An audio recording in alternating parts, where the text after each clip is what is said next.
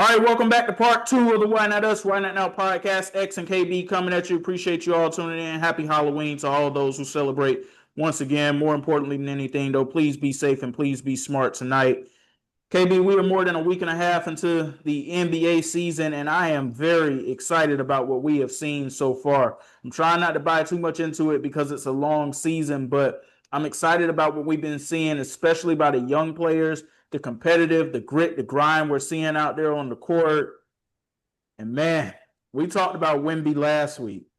We're going to talk about Wemby some more today because Victor Wembanyama, as we have started year 3 of his NBA career, I'm not trying to jump too ahead here, but there is a legitimate question right now.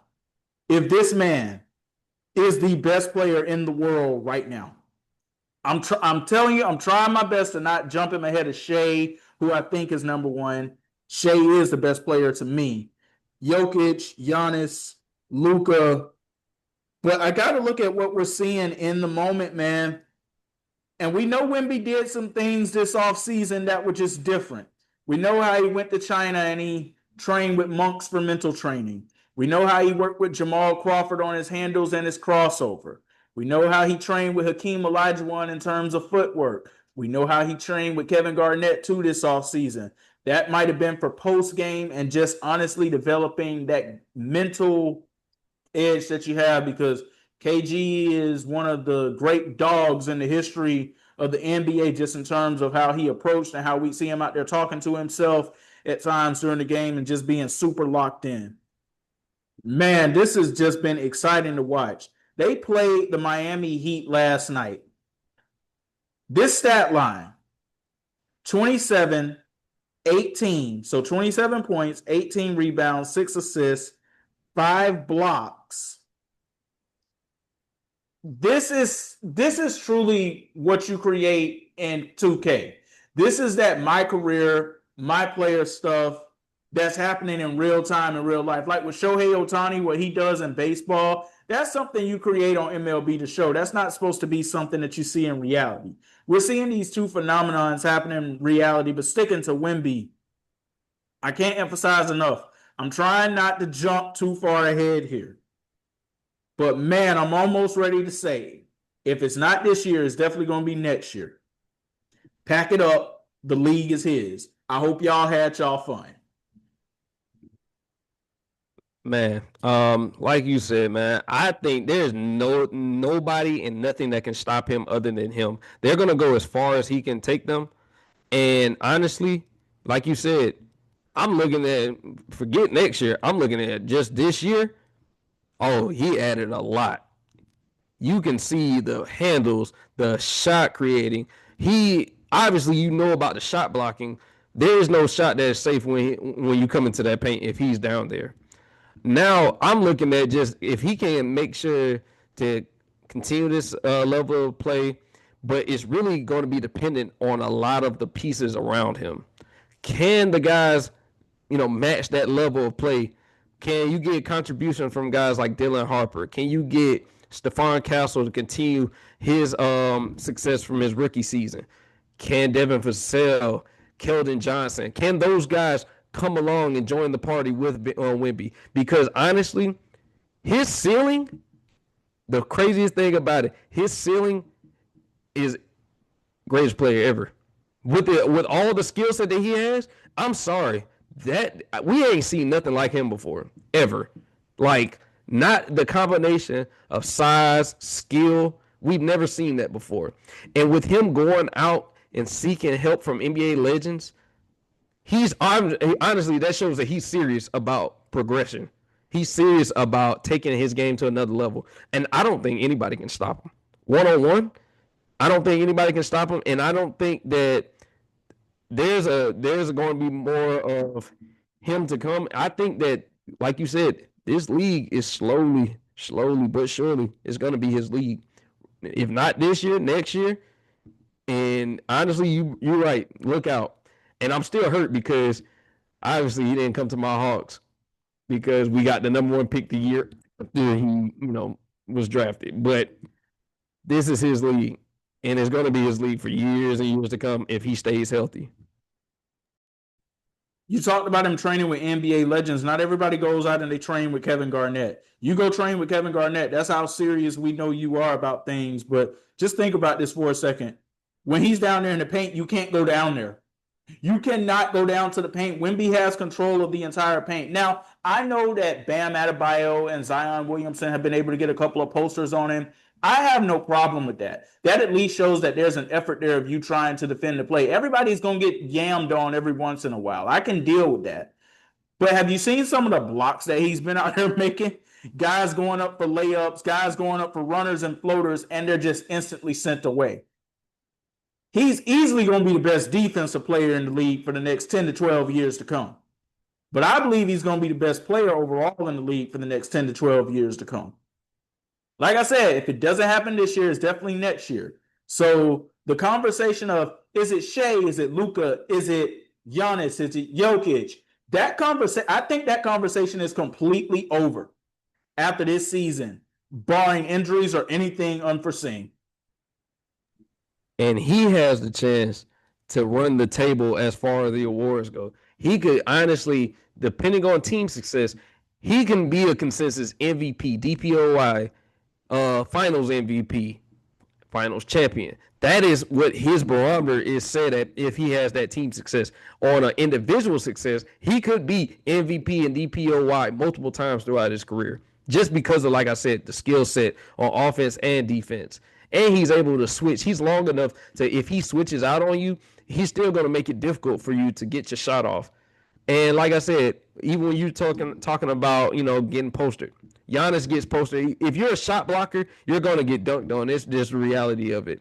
If you're going to get yours eventually, but you're going to get, dunked on a couple of times. And so it's really no big deal.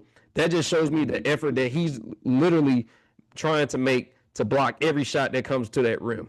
So honestly, Wemby, this is some scary times for the rest of the NBA, East and West. I don't care who it is.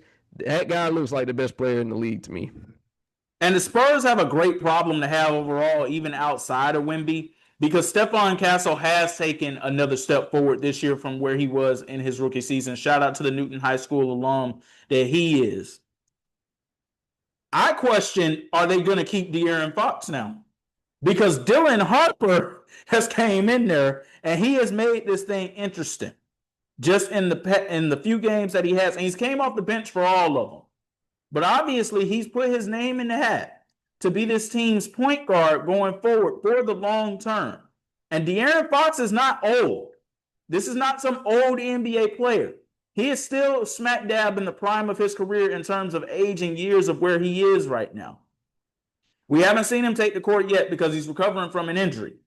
But when he comes back, I question if that's going to go to another gear. Could it possibly create a problem with it just being the case of there's only one basketball to go around, that type of thing? But obviously, we know that all of this revolves around Victor Wembanyama. But what's more impressive to me than anything are the wins. Anybody can put up the stats. It's the wins that are coming along with it. Like you said before, they're 5-0 for the first time in franchise history. Think about all the great Spurs teams that we grew up watching. The legends that we grew up watching on that team. Tim Duncan, David Robinson, Tony Parker, Manu Ginobili, Bruce Bowen. Spurs legends I'm talking about here, because I know some say, well, Bruce Bowen he's a Spurs legend, people. Stay with me here. Not even they did something like this. And like I said before, it's the early part of the season. I'm trying to not get too far caught up into this because OKC is also 6-0, but that doesn't come as a surprise with them being the reigning champions, even though they don't have J-Dub, Jalen Williams, number 8 right now, because they've got 2 Jalen Williams on the roster. We saw the Cleveland Cavaliers come out here and get out to a similar type of start too last year, and we didn't expect that. The thing that's different for the Spurs is they play in that wild, wild West.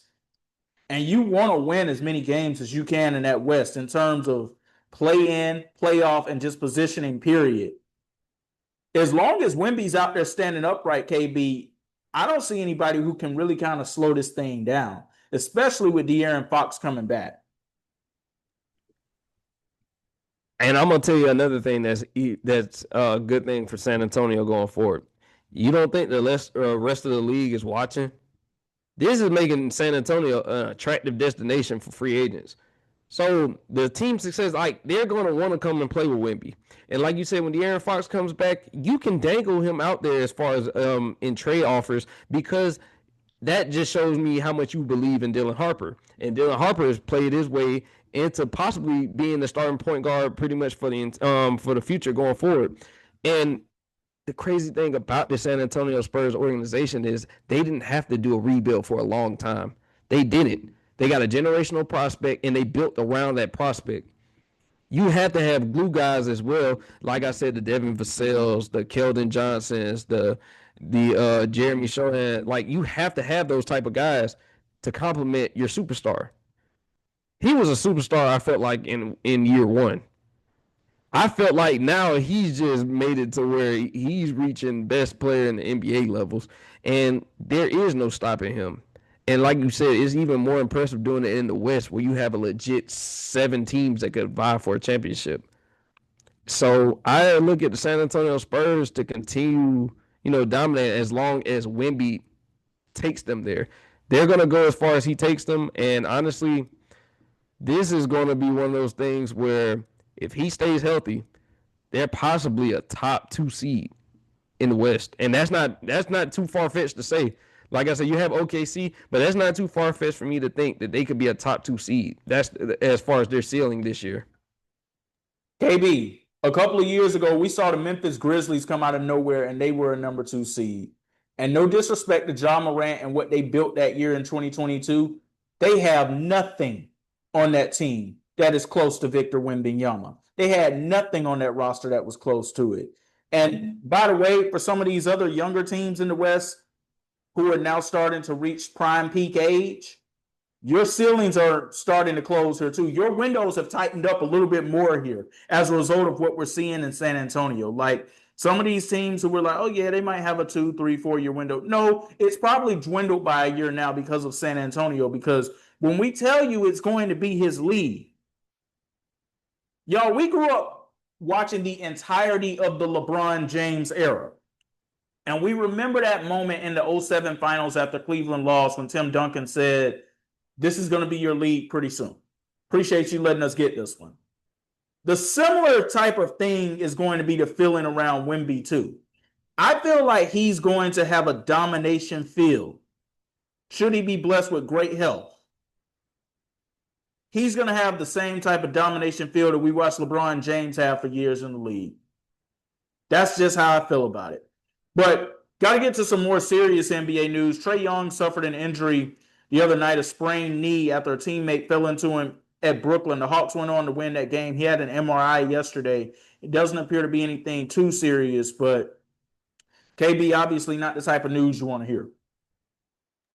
No, and the fact that Trae is this important to that offense, Trae Young creates so many opportunities for a lot of guys. Jalen Johnson being one of them. He needs to have that type of consistent point guard play for his evolution as well.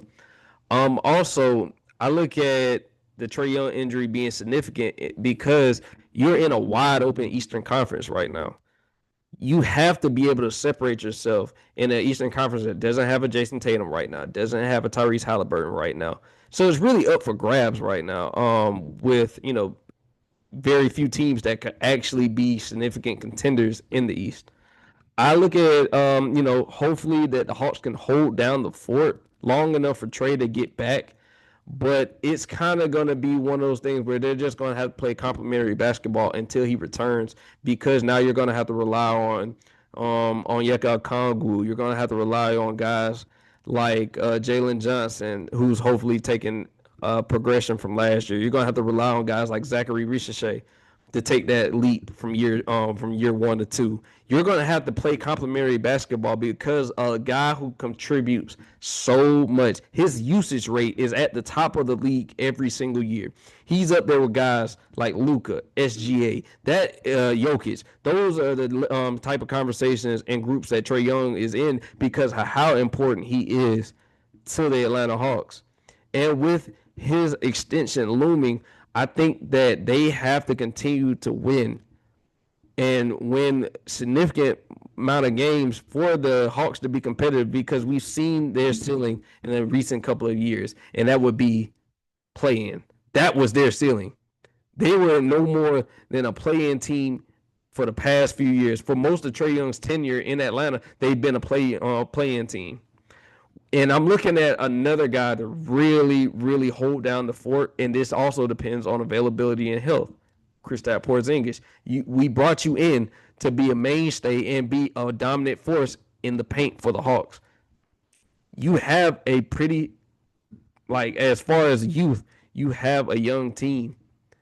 You have the team to compete in the Eastern Conference. And I think that I keep saying Eastern Conference because of how wide open it is. You don't have to worry about the play of certain superstars and certain leaders of certain teams. The Celtics, as you've seen them struggle coming out the gate, Jason Tatum, not only Jason Tatum being gone, but also some of the other pieces that they lost. Luke Cornett, you saw guys leave that, were pieces to a championship team. And you see how important those pieces are now, too, with the absence of them not being there. Obviously, Jason Tatum is the best player in the Celtics organization. That is proven this year by far, by none, because there were people who were falling into this trap. Oh, but Jaylen Brown got the conference finals MVP and he got the finals MVP. I'd like to remind everybody that Andre Iguodala got a finals MVP in 2015 as well. And we knew that he was not a better player than Steph Curry or Klay Thompson or Draymond Green either, for that matter. So that's one of those awards that it's a series-based award.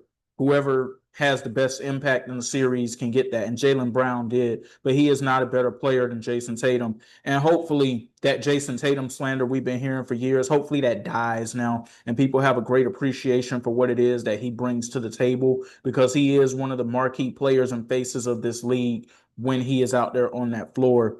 Luke Cornett was big in the paint and interior defensive force for the Celtics. That is now in San Antonio, ironically enough. And we just see how it's real interesting how fast windows can close, KB, especially in the NBA, the NFL. But I want to stick to the NBA for a moment. When the Celtics won that championship in 2024, how many more titles did you think they were about to rack off in, say, the next 5, 6, 7 years? Just honestly looking out from that standpoint, I would say maybe 2 at least. Maybe 2. But honestly, I could only realistically see maybe 1 more, and it would depend on who they matched up with. So honestly, just 1. Okay, I'm going to be honest with you. I saw at least 3. And the reason for that is because obviously I didn't see the Knicks taking the step that they took forward. It looked like Milwaukee was about to fall apart. That's when all the Giannis trade rumor stuff really started to heat up. We saw it really wasn't working with him and Dame. Obviously, Dame is now back in Portland as he continues to recover from his torn Achilles that he suffered last year in the postseason. I didn't see the Pacers coming the way that they came. I thought that when they went on their conference finals run in 2024, I didn't think that was legit, that we would see something like that even more from them in 2025. I didn't see the Orlando Magic rise into prominence the way that they have on paper, at least. I didn't see the Cleveland Cavaliers taking the step forward that they took last season and where they are this season. I'm just looking at it in the moment and how deep the Celtics were in the fact that, wow, Tatum and Brown finally got over the hump. And they're still young enough and in their prime. Now they know how to win. Who's going to slow them down now? But life happens. I'm going to tell you why I had said 1. I knew that all of this was dependent on the complementary pieces that they had around Tatum and Brown, whether that had been Peyton Pritchard, whether that had been Luke Cornett, whether that had been Al Horford. Those pieces, Porzingis, those pieces were the reason I felt like they won that championship. That was more significant than the play of Tatum and Brown, because we've seen them perform at a high level but not get over the hump. But once they went out and got the right type pieces, one being Derek White, what he brings to the team cannot be measured in just stats. It just can't. So I knew that was going to be more contingent on them winning than the play of their 2 superstars. It had nothing to do with them. It had more to do with what you put around them. That is the reason why I said teams are going to try to lure those pieces away before they try to lure Tatum and Brown away, because they might be the engine, but the rest of that team is the reason why they got so far and were able to compete for that championship. But I thought that they could have like a Warriors type of effect that we're seeing right now with Golden State, where you got Steph and you got Draymond there, and even in that championship year in 2022, Clay was still somewhat still into form, even though it wasn't as consistent as we had been used to it being. Where you just get the right type of players around them, no matter who the names are. If they're the right type of players and they have the right type of skill set, you will at least remain afloat for most of the year in that playoff conversation. And based off of your experience, and if you're healthy, you know how to go out there and win when the chips really are on the line. That's what I thought it would be. Oh, it's a totally different story, 2 different seasons now. They are nowhere near the championship conversation right now. And even when Jason Tatum comes back, and it could be at some point this season, it could be next season, they are nowhere near the championship conversation right now. There's some rebuilding that has to be done there. And I think that we saw them move off some pieces this offseason. Jrue Holiday, Kristaps Porzingis. You have to question if this trend continues in the direction that it's going in. Do you look at moving off of a Derek White? Do you, for the right package, consider moving off of a Jaylen Brown? Because that window is now shutting. They went from being the perennial favorites in the conference to not even being in the conversation anymore. Obviously, much of that being because of the injury that Jason Tatum is recovering from with the torn Achilles tendon right now. But still, even when he comes back, they don't have enough to get past what the New York Knicks have built right now. The Milwaukee Bucks, at least for the early part, they look really good with what they've done this offseason and what they put around Giannis right now. Ryan Rollins looks like a real player for them right now. Orlando, they've got a lot. Obviously, there's still some chemistry things there that they have to work through. I expect they will. You can't count out the Cleveland Cavaliers. And then you have sleeper teams like the Atlanta Hawks who finally have a good roster around Trae Young. So it's interesting how quickly those windows can close. But windows that we thought it closed that might be reopening, and that would be the Philadelphia 76ers. Man, VJ Edgecombe and Tyrese Maxey have bought Daryl Morey another lease on life as the general manager of that team. Because after the contracts he gave Joel Embiid and Paul George and the way that last season went, I definitely thought, KB, okay, this is probably the last time we're going to see Daryl Morey with the Philadelphia 76ers. And it could be the last time we see him as an NBA general manager, too, because things didn't end that great with him in Houston either. They got the Celtics tonight as NBA Cup play starts. They are 4-0 on the season. Before I give my thoughts on this, what are your thoughts on the Sixers so far? Like you said, Daryl Morey, he has a new lease on life. VJ Edgecombe, right now, looks like the early rookie of the year. He does. This kid plays, man. He's high flying. He has no fear when he attacks the basket. And coming into this, one of the questions with him was going to be his outside jump shot. He's pretty much addressed all those problems. He's not only dominating, he's doing it efficiently. And with Tyrese Maxey also dominating as well. They have a two-headed monster, and we haven't even talked about the fact that Jared McCain is coming back into the fold. So now you got an even better problem to have is you got a 3-guard lineup that can honestly contend with the NBA's best. Now you also still looking at, like I said, your mainstays like Joel Embiid. You're hoping that he can stay healthy enough because, like I said, if he's healthy, and that's a big if, he still is a dominant force on that court, no matter what, because of the skill set. You still have pieces like Kelly Oubre, who's a great piece to have as far as from that 3 position that can create shots. He can also swing that ball around. He can rebound and defend. The one piece that if they were able to get something significant out that would make them even a surefire championship contender right now is if Paul George would return to some type of all-star form. If they could get consistent levels of play from Paul George when he is healthy, that would make them, honestly, like we just said about Wemby, top 2 seed. And if Philly can stay healthy as far as their some of their main pieces, Philly's going to be scary because we did not see VJ Edgecombe being this good this early. I thought it was going to take him a few games, kind of like Cooper Flag, to kind of, ease his way into it. But honestly, he's looked amazing. He looks like he has like some type of matureness to his game that this he's fearless. He's fearless. I can honestly see him being the rookie of the year over Cooper Flag because he's just playing ball. He has no expectations not to be this good this early at least. So I'm looking at Philly like the sky's the limit as long as they stay healthy. I agree with you on that. I was wondering when you were going to get to the Paul George piece of the conversation because truth is, you're saying if they can get consistent play out of him, and I would say at this point that looks like a consistent 15 to 18 a night that is efficient. I feel like if there's anything you can get in return for him, go ahead and move off him. That's how I feel about it. But X, the only thing I want to add is what market does he have? Like we saw them try to shop him last season. He doesn't have nearly the market that he had when he was in like OKC, when he was, with Indiana the first time. Like it just there's not a real market for aging Paul George because you don't know if he's going to be available to play.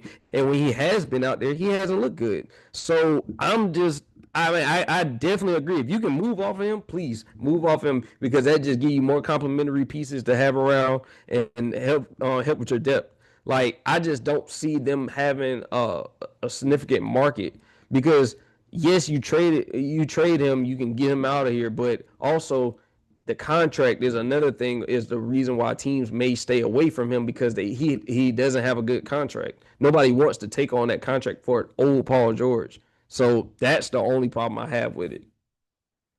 I can see exactly where you're coming from with it.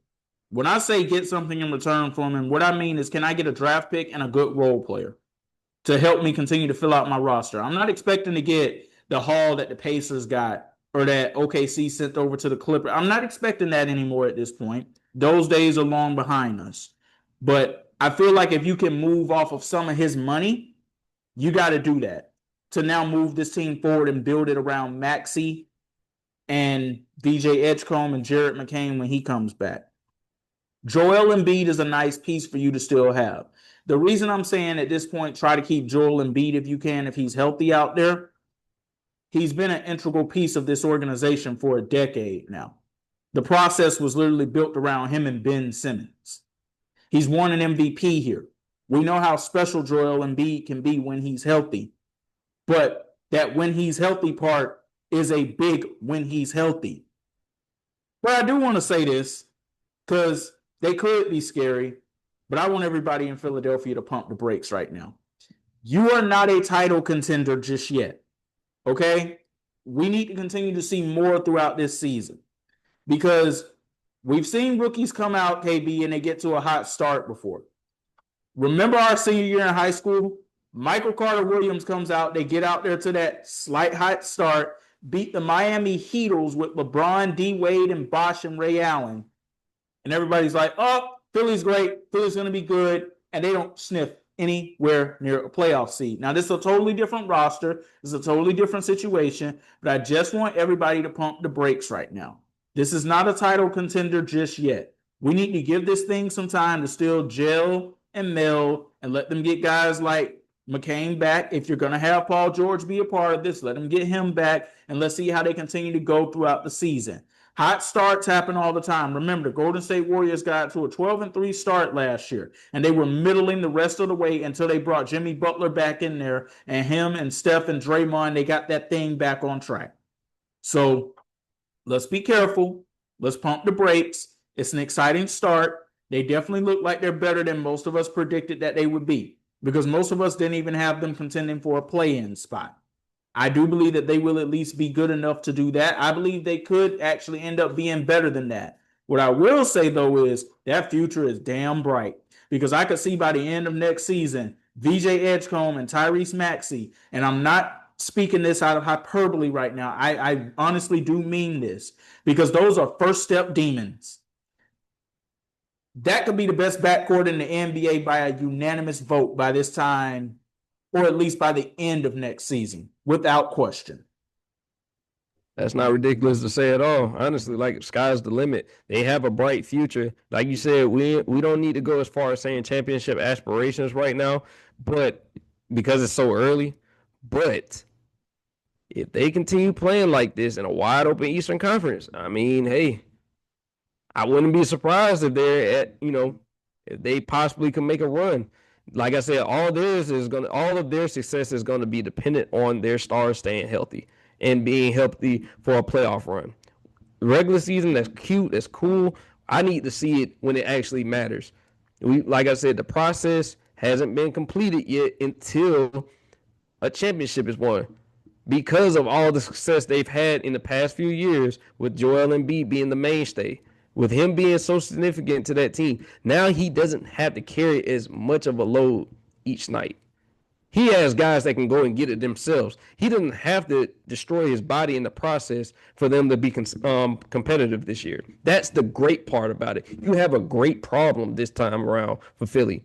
Even though that they had some of the most epic collapses in the NBA in recent memory, things look bright because of the type of play that they've had from their young guys, not even the veterans. The young guys have been propelling them to this start, and hopefully the young guys can continue to be a significant part of this team's success going forward. Speaking of guys who are taking that next step and becoming stars, man, Austin Reaves, this is just a great story, in my opinion. 7 points in his rookie year, and now he is, last year I would say he was a borderline all-star. This year, should this play continue at this level, he will be an all-star. It should be noted that right now LeBron James and Luka Doncic are both out, but Austin Reaves, he's carrying them, and he's helping carry them to wins, man. We saw the 51-point game he had, but the game against Minnesota was more impressive to me. Not because he hit the game winner, but because of how he was able to get everybody involved. KB, he had 28 points and 16 assists, and that offense was just flowing out there. And he's a guy, and you heard me say this last week, I would consider trading him to get everything that I can for him. I'm kind of now up in the air about that stance because I believe they can get a great haul for Austin Reaves should this play continue at this level.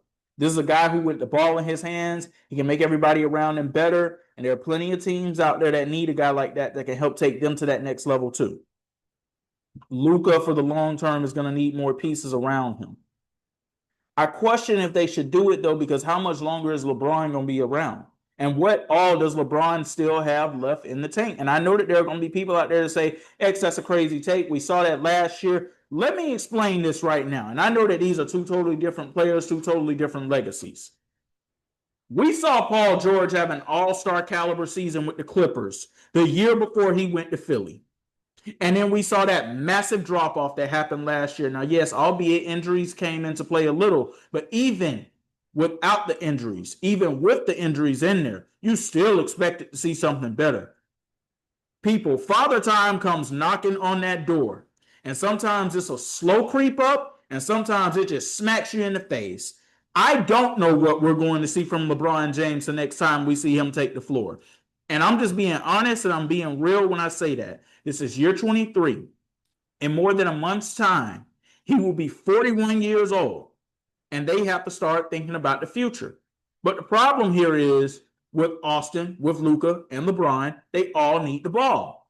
None of them seem to play well without the ball.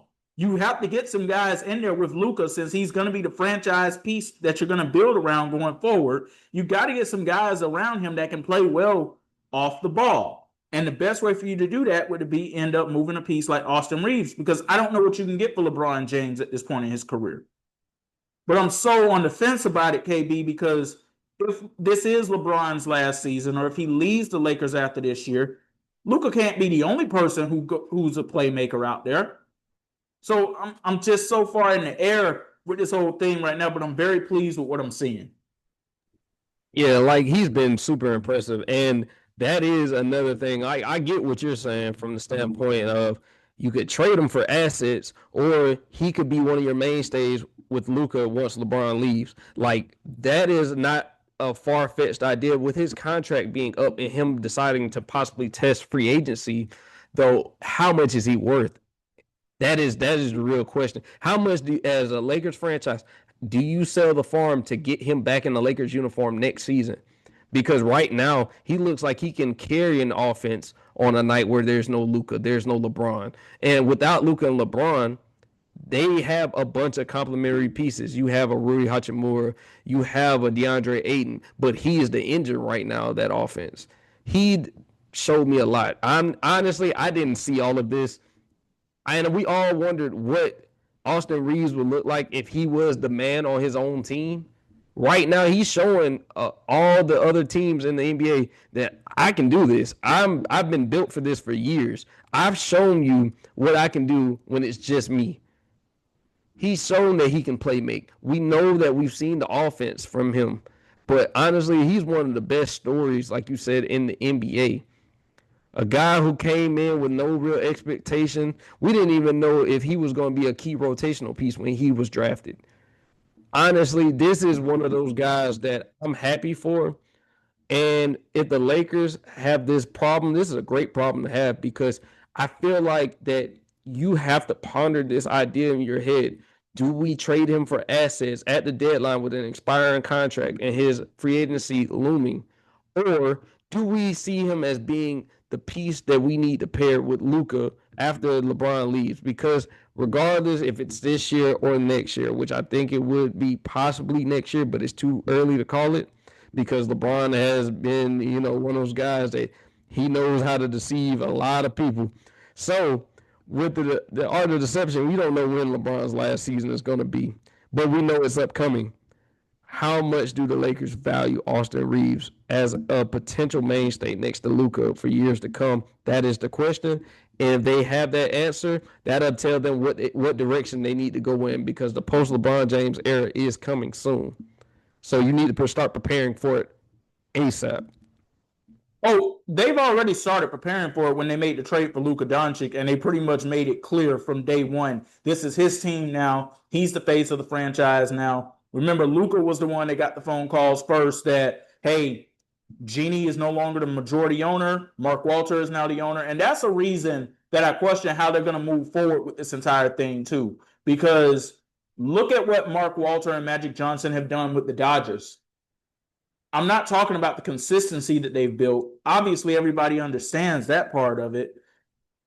Does everybody understand how great of players the Dodgers have moved off of for years and years and years, and they've kept that consistency train rolling? I'm talking about guys like Trey Turner, Corey Seager, Manny Machado, Cody Bellinger, who won an MVP with them. And it was all setting up to Mookie Betts, Freddie Freeman, Shohei Ohtani. I question if Mark's going to take the same type of approach with the Lakers too. Obviously, Luka's going to be the mainstay. But do you trust and believe? See, if it was still the Genie and Rob Pelinka show that was really in charge of this, I have no doubt that they would pay Austin Reaves that money. I don't know if, as I call him, Moneybags Mark, I don't know if he's going to pay that because I don't know if he truly trusts and believes. And I'm sure that he's confiding in guys like Magic Johnson when it comes down to this type of decision. I don't know if you trust and believe, is Austin Reaves a great enough piece when the chips are on the line that can help take us to the next level alongside Luka? I don't know if he trusts that. Because another thing they don't have right now, they don't have a great 3-and-D guy going forward with Luka too, and you're going to need that in this league the way that it's going. Yeah, I resonate with pretty much everything you said. I think that you really have to see what do you value him as a number two? If you value him, if you really see a lot of value in him as a number two, then you pay Austin Reaves that money and you live with the results. But if there is even a small inkling of questionable about him being your number two guy next to Luka going forward, you got to move him. You have to. There can't be any doubt when it comes to this decision because it is such a big decision. With the brand, the Lakers brand is one of the most worldwide known brands in the entire planet. People in China know the Lakers. People in India know the Lakers. This is a brand that is consistent with championships and success. Do you feel that he is the complementary piece to Luka that you need going forward? I think it does remain to be seen, X, to be honest with you, because we've only been a few games into the season with this level of play. I want to see what he does when Luka and LeBron get back. That'll show me more about what I need to see from him going forward, because those two guys have to have the ball in their hands. So if he can put up 20 points per game, that would be a great season for him. 20 to 22 points per game. If he can do that, I would feel confident enough to give him the money. Yeah, but even in the few games that he did have Luka out there with him this year, there were times you could tell he was just watching and waiting for the ball. And see, the thing is, I'm not sold on him being the number 2 guy going forward. I'm not. You got to have a 3-and-D guy in that spot. And that's the problem with this. None of those 3 guys play defense anymore. LeBron, obviously, because he's older. Luka, we see Luka at least trying to put an effort on defense more this year. As Kendrick Perkins would say, we saw him sliding those puppies against Steph Curry. I still don't see that with Austin Reaves. And eventually, you got to fix that side of the ball. And if that haul that teams are willing to call you about, because somebody's going to pick up the phone and say, hey, what do you want for Reaves? Here's what we're willing to offer you. KB, if that haul is a great haul, how do you not take that haul? You got to take it.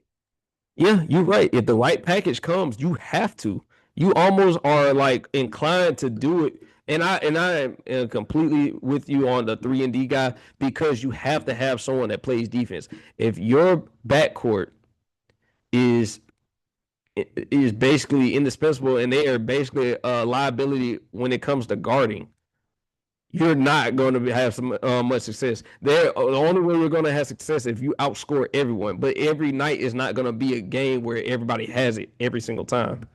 I'm going to tell you a guy who I've been saying for the past 2 years that I wanted the Lakers to go get. Now, obviously, I think it's going to cost more to get him now, unless he hits free agency and they can get him that way, and that'll still take a good chunk of change. Go get Jonathan Kuminga. I think Jonathan Kuminga and Luka playing alongside each other would be great. Now, can he be your number 2 guy? I don't know. But what I do know is that he is a 3-and-D guy. That's something that I do know. And this is so hard for me to say this because I'm so proud of what Austin Reaves has become. But I know that that's not going to take them to the championship level. And the Lakers are about winning championships. Magic Johnson is about winning championships. The Buss family, at least Dr. Buss, God rest his soul, about winning championships. Mark Walter, that man is about winning championships. If he wasn't, the Dodgers would not be the consistent team that we have seen them be year in and year out, doing everything possible to be in the World Series conversation for the past 13 years. So I don't know. But if that right package comes along, another part in it too is, if you can get the right package along with draft capital, you got to take that, because the Lakers don't have strong draft capital going forward either. So, man, I'm in a bind with this one because I love the play. I love the fact that he's donning that Lakers uniform and he's doing the play. I love everything that I'm seeing, but I'm not sold or convinced that it's going to translate well to the postseason. Just not. Fair assessment. Fair assessment. Well, that's going to do it for this episode of the Why Not Us, Why Not Now podcast. Appreciate y'all tuning in. Happy Halloween to everybody who celebrates once again. Please be safe tonight. For KB, I'm X, and we're saying peace. Peace.